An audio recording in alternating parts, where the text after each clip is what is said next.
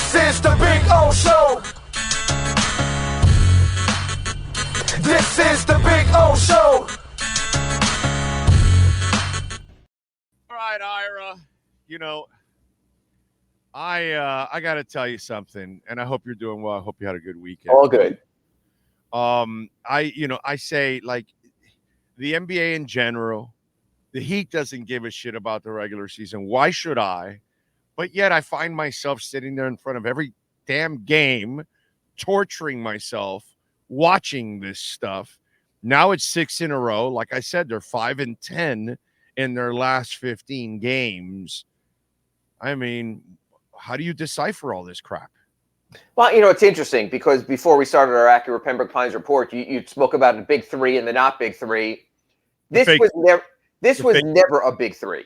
And I've always I use capital letters on the B and the T when I'm talking about LeBron and Dwayne and Bosh or talking about some other teams. Real stars. Yes, this team has never earned the right for that. Tyler Hero is yet to be an all-star. Bam is a nominal all-star. And Jimmy shouldn't be an all-star because, like you said, he doesn't care about the regular season. So you wind up with a team that's absolutely meandering and muddling. Typically, what they do is they have enough hungry young players who can rally around and make the regular season meaningful. But Jimmy Butler, man, he just wants to get to April. And I got to tell you, they are back in play-in position right now. They lost the play-in to Atlanta. 7, and they're tied with Orlando at 8. So really, they're on the brink to drop to 8 soon because Orlando's going to pass them up. Jeez. Well, they got a game against Orlando coming up in a week or so that's going to happen again. So, you know, I can understand you selling yourself on that. Here's my thought on this, Big O. I believe that this season and this playoff result validates or doesn't validate last season because you have to sustain to show it was real. And I'll give you the example. The Heat went to the bubble in 2020 against the Lakers to the NBA Finals. Everyone talked about, if Dragic wasn't hurt, if Bam wasn't hurt.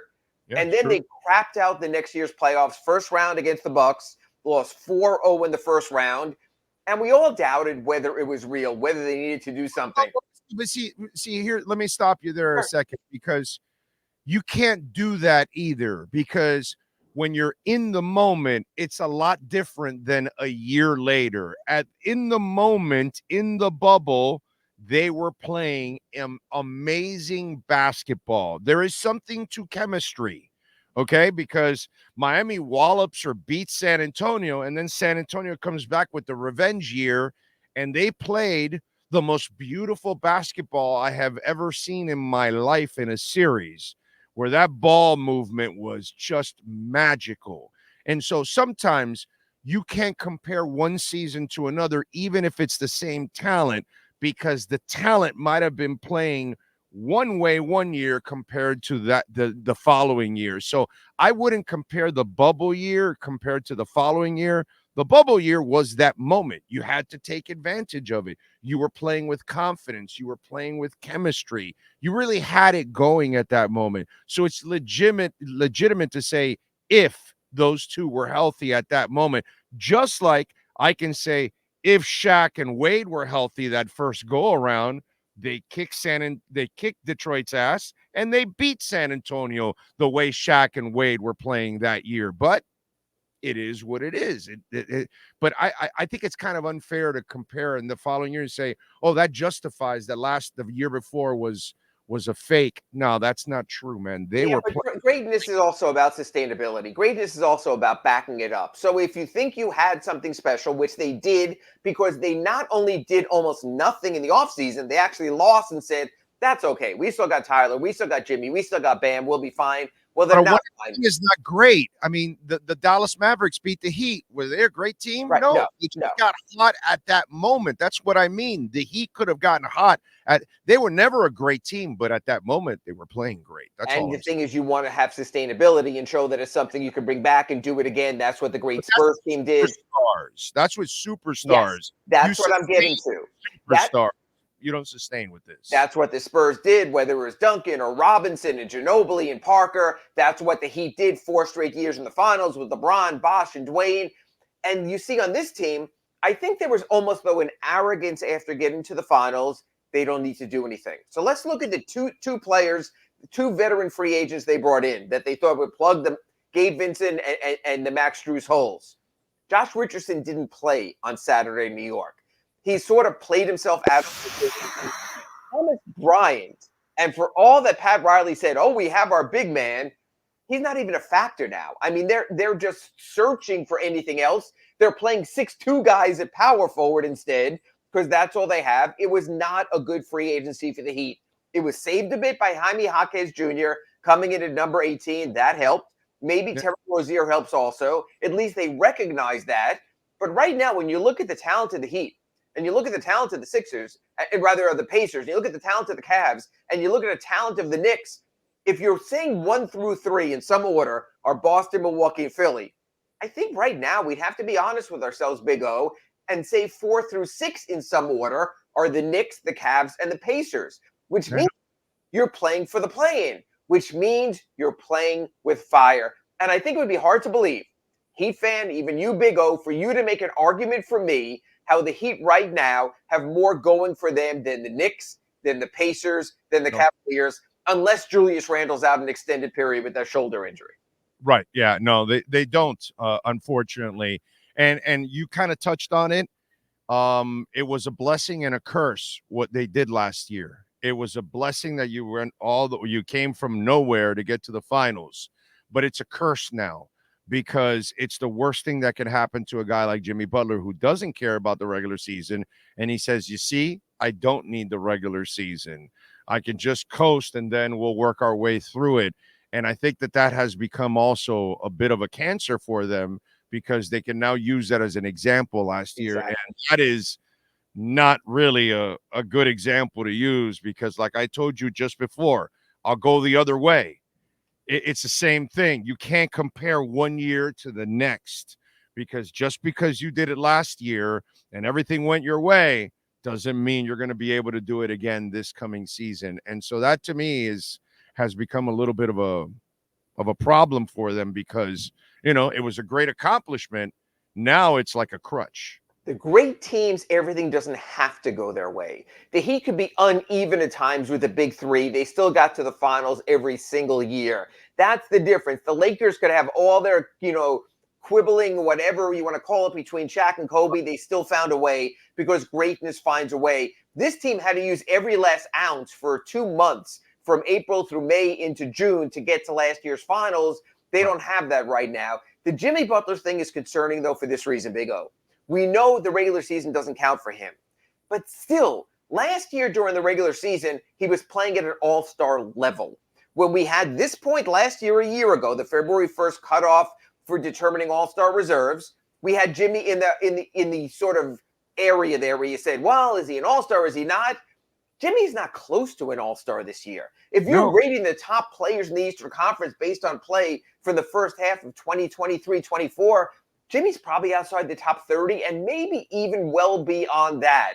So it's not like he's telling you, you're not looking at Jimmy right now and going, but if he does that, then we'll be fine. We haven't seen that moment. We saw it briefly in Brooklyn, the only game that they've won before this losing streak started. And even then, his great fourth quarter required overtime to beat what's becoming a very bad Nets team right now.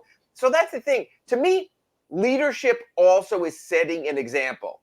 Jimmy is not playing as a leader now. They knew that when they didn't name him captain. The last thing Eric Spoelstra wanted to do was name Udonis Haslem's successor as some guy who plays a lot of I don't care games. That's why he gave the job to Bam. I wrote about it in my Ask Ira today. Bam was crushed after the loss in New York, and Jimmy was joking in the locker room.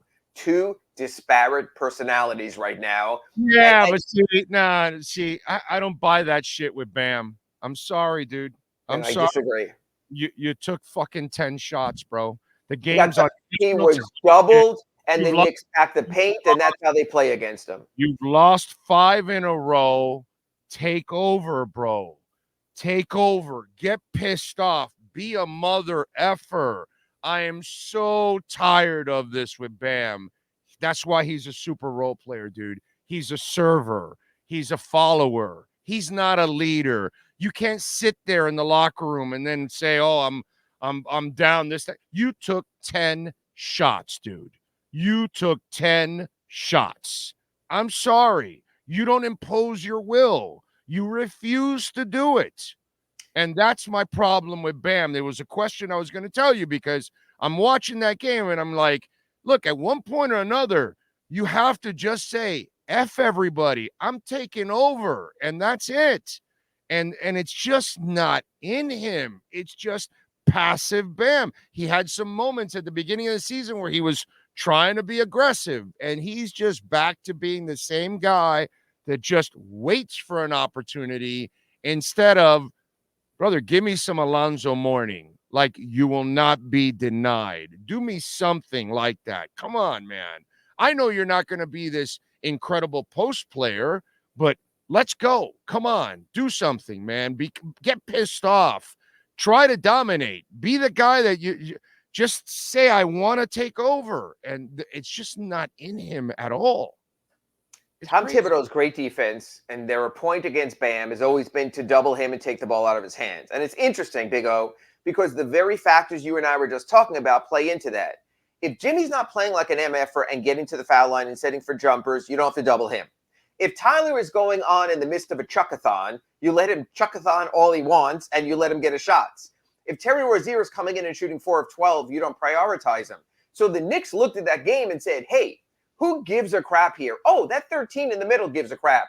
We're going to double him and do everything possible to get the ball out of his hands because, as you said as we started our Accurate Pembroke Pines report, the Heat are not playing like a big three. A big three is an interlocking, meshing group of guys whose skill sets fit each other. Right now, you're having a Heat team, and you can look at the schedule all you want and what they're doing. But I ain't looking at schedule. I'm looking at 10 shots, 14. 13, 17, 15, 13, 17, 17, 17. He really likes 17, 16, 12, 19, 14, 17, 13, 13, 15, 14. It ain't Tom Thibodeau. It's him. It's him. He's not the dog. He doesn't want the ball. He doesn't demand the ball. That's the problem with him. Is he not a superstar? He's not a superstar. Is he an all-star? He's a borderline all-star. We'll find that out Thursday. I've been telling you all that for a while now. Not a franchise player, not a superstar. Yeah, he can be an all-star. Of course he can be an all-star. Double machine. Yeah. That doesn't take much to be an all-star. He can be an all-star, but he is not a franchise player. He's just not. And no one ever said he was. Big three, you must be a franchise, and especially, you know what? Let me correct myself. In the 90s, where points were a premium and you're scoring 90 every night, Bam is a superstar. Bam is a superstar back in the 90s. And I'll go with all that. Big up, but what you're really saying is, he's not. Is he a leading man? He's not. And let's do it this way. When we talk about the Boston Celtics, and I just ask you, I think you can answer these questions, so I'm going to go right to you. When you think of the Boston Celtics and their superstar, what one player do you automatically go to? Tatum. Jason Tatum, fine. When you think of the Milwaukee Bucks and their one superstar, who do you automatically go to? Giannis. When you think of the Philadelphia 76ers and think of their superstar, who do you automatically go to? Embiid. Joel Embiid. And a matter of fact, now, I'm going to take it a little bit further here. When you think about the star of the Indiana Pacers now, with the way he's grown into a star, who do you think of? I mean, maybe it's not on the tip of your tongue, but Tyrese Halliburton has become that kind of player. So you think of him. Yeah, they just traded for a pretty damn good player. But they did to augment Tyrese Halliburton. That's the point I'm making. Yeah. Win or lose, wherever they go, the Cleveland Cavaliers are riding the coattails of Donovan Mitchell. For whatever it's worth, they have their guy. Now we're seeing in New York, the real alpha there is Jalen Brunson. God bless Julius Randle. Jalen Brunson's an MFer. So the point I'm making is, when you think of the Miami Heat, who do you think of? And the name you're probably going to tell me is Jimmy Butler. But unlike those 6 players, he doesn't give a rat's butt about the regular season. Jalen Brunson, it matters. Tyrese Halliburton with his 40-point games, it matters. Matter of fact, he doesn't always show up every game. I love the Anunoby trade for them. I thought it was a perfect complementary. Because you're supporting your superstar. You have identified your superstar and you're supporting your superstar. And that's the difference. Even the Sixers, he doesn't show up every night, but everything is built around Joel Embiid, which is why they're probably better without Harden, because they've identified their guy. So how do you do this, Big O? How do you say my superstar is Jimmy Butler and on April 14th he's going to show up? But what the F do you do before April 14th, April 15th? That's the problem for the Heat. And I think Jimmy Butler needs to give us some go time now before it goes too far south. He doesn't give it. I'm still not so sure that's on his priority list. And I'm still not so sure that Jimmy Butler won't be saying, hey, come the playoffs, we're going to be a 500 team, but then I'm going to get going. He tried that in 2021, and he got swept out of the first round by the Milwaukee Bucks. Okay, so let me ask you, and I don't know if you could be honest on this. Sure. Because I'm sure people have told you something, but maybe again, because I've been in that position, they tell you, hey, but you can't say anything about this. Okay, this is the irony of this whole shit. We talk about Jimmy being a Heat guy. Well, actually, he's not really a Heat guy. Playoff Heat guy. Okay. All right, so we have to put a caveat to how we call him as but he's really not a Heat person. Absolutely. A Heat employee, I want you to know this because you know this, and I know this because I've been inside too. A Heat employee, a Heat player, a Heat coach, a Heat executive is the same shit. Everybody in that organization works at 100% every single moment of every single day. They want to be the best. I don't give a shit if it's Pineda or McCullough or anybody else in that organization. The pride that those employees, the executives, the people in that building, they have so much pride in what they do. You just go to the family, what's that called? Family Fest. You just go to that shit and you're going to see it ooze out. When we talk culture, okay, that's the number one organization I ever think about. If I ever wanted to work a regular job, that's the freaking organization I want to work for, because everybody top to bottom has the same freaking attitude. It is a phenomenal attitude. It is a phenomenal attitude. They want to work hard. They want to provide everything. And there's only one guy, and the guy that's paid the most in that organization does not want to try. This has got to eat at freaking Riley's liver and Eric Spoelstra and Mickey Harrison and everybody that's part of that organization, because they don't know how to take a moment off, much less 82 freaking games, dude. This has got to be driving them crazy. They've got to be. They don't tell him that, but I'm sure it's got to kill them, Ira, because that does not represent anything about that organization. And that's why your highest paid player is not your team captain. And that's why a player who's 7 years younger than your highest paid player is your team captain. Because Big O, if there was a full buy-in there, he would be the captain. It would be undeniable. A matter of fact, there was a year along the way when the buy-in was so strong. You remember this from Goran Dragic. They named him a co-captain. He came back from Slovenia, won the Euro Cup. He was all in on every single moment. And they said, we have to honor that commitment, because Goran, how many times a season in a regular season game did Goran crack his teeth? That guy lost more chiclets than a hockey player, because that's how he approached every game. There was a time when James Johnson was black belt James Johnson and was giving his all, maybe making some horrendous plays, but putting it all on the line. They named him a co-captain. How interesting is it when you go through the lineage to see guys like James Johnson and Goran Dragic and some of the other guys as captain, and never Jimmy Butler? And that tells you something. This is a guy who has led you to a pair of NBA finals, deep into the Eastern Conference playoffs. And when they make that decision from a leadership standpoint, that also is part of the problem with Kyle Lowry. He sort of show up when he wanted, not show up when he didn't want, and you get that. Definitely. And this, I think, is the hardest thing in any business. When you have an employee who's incredibly talented, but doesn't necessarily follow the company blueprint. We see this everywhere. But if he's that talented, you put up with it and you deal with the BS. And we see it in football, we see it in hockey, we see it in all these sports where you say, hey, that guy is not of them, but damn, he's so good he gets away with it. That's where Jimmy Butler is right now. Jimmy Butler is not Heat culture. Jimmy Butler is Jimmy Butler culture. His big face coffee, his endorsements, his Mick Light commercials, his all of that, Mick Ultra. That's who he is. But you know what? Big O, where would the Heat have been the last 5 years without Jimmy Butler? You can't deny that. There's no, and that's why they tolerate it. But behind the scenes, it's got to eat them alive because it goes against everything that they stand for. And you got a lot of season ticket holders that have got to be pissed off. I agree. And I'll tell you why. Just let me interrupt you here for a second. I approach sports this way always.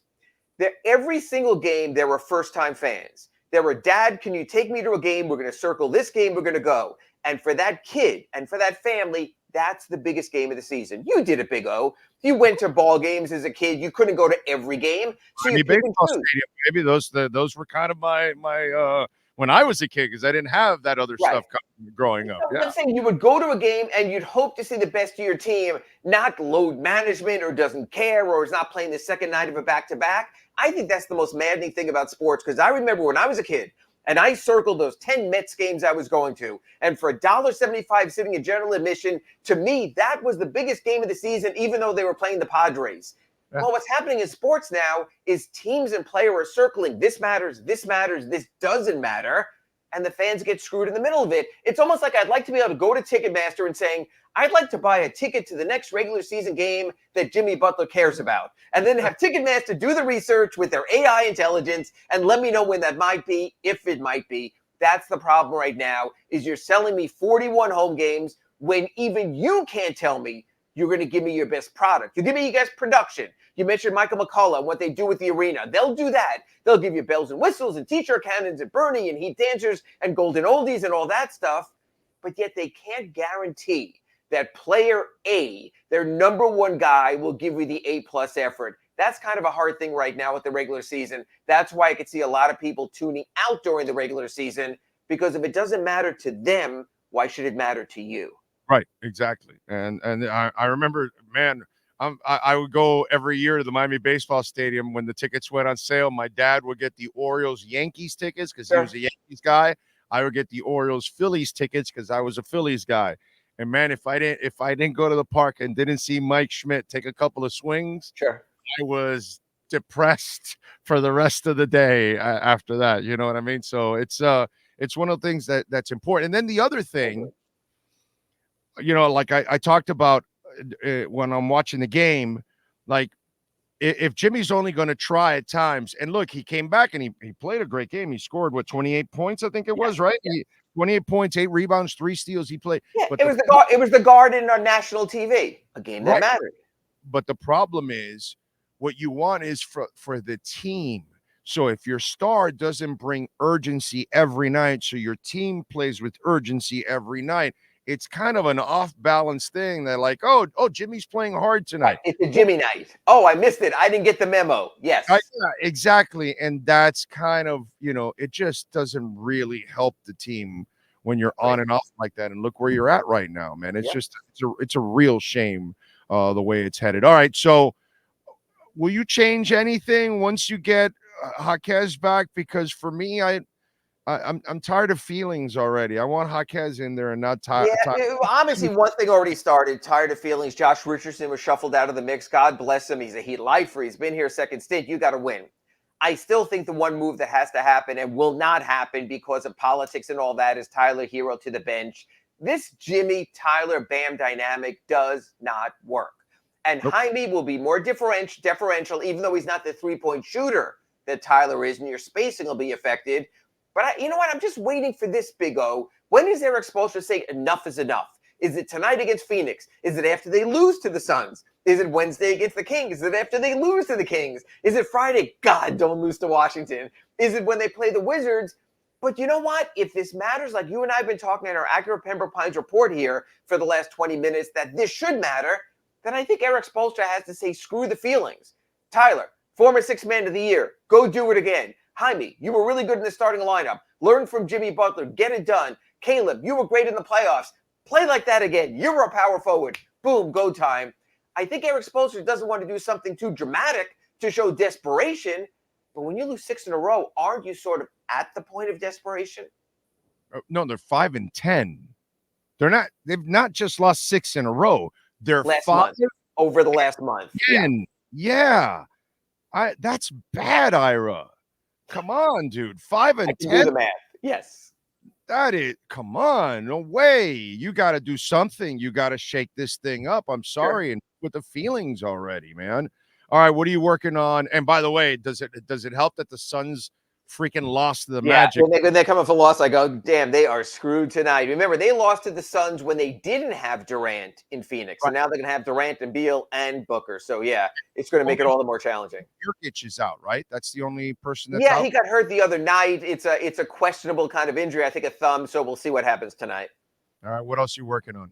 I wrote a story today, posted at sunsentinel.com and a newspaper tomorrow. Kyle Lowry is going to either be traded or to get a buyout from the Hornets. And I think he very much could come back and really stick it to the Heat one more time, because I think he could go to the Sixers. He could go to the Knicks. And the one thing about Kyle is I think he will get motivated to sort of make a point that you sold on me too early. So I think it's going to be fascinating. I think Kyle Lowry winds up somewhere in the Eastern Conference playoff race, which is as a part-time big player, not the role he had here, but playing behind a Brunson, playing behind a Maxey. I think he might be a playoff actor. So I think where Kyle winds up could yet play into the Heat's play-in or playoff hopes. I think he ends up in a drive-through near his house somewhere. Anyway, follow him on Twitter at Ira Heatbeat and catch his exceptional work. Better yet, subscribe to the South Florida Sun Sentinel. Ira, as always, thank you, my friend. We will catch up next week. Catch you on our next accurate Pembroke Pines report. Thanks, Big O. You got it. There he is, Ira Winderman and Acura Pembroke Pines, baby. They've got it going on right now. 15601 Pines Boulevard, just off of I-75 in Pines. And the customer appreciation sales event is going on right now at the #1 volume sales dealership in the United States, and the new 2024 Integra. Have you seen it? Man, that thing is sharp. Check out the Integra with the sports package. That thing is at another level. But the Integra right now, $329 a month. And again, the TLX 2023, we've got some left there, $399 a month. The 2024 RDX, $459, and the 2024 MDX, $499 a month. And check out the selection of certified pre-owned vehicles. It is a large selection. You will be impressed. And go see Mike Chan and Jordan Ferber in the service center. They are outstanding people. And if you happen to own or lease an Acura, no better place to get it serviced than at Craig Zinn's Acura of Pembroke Pines.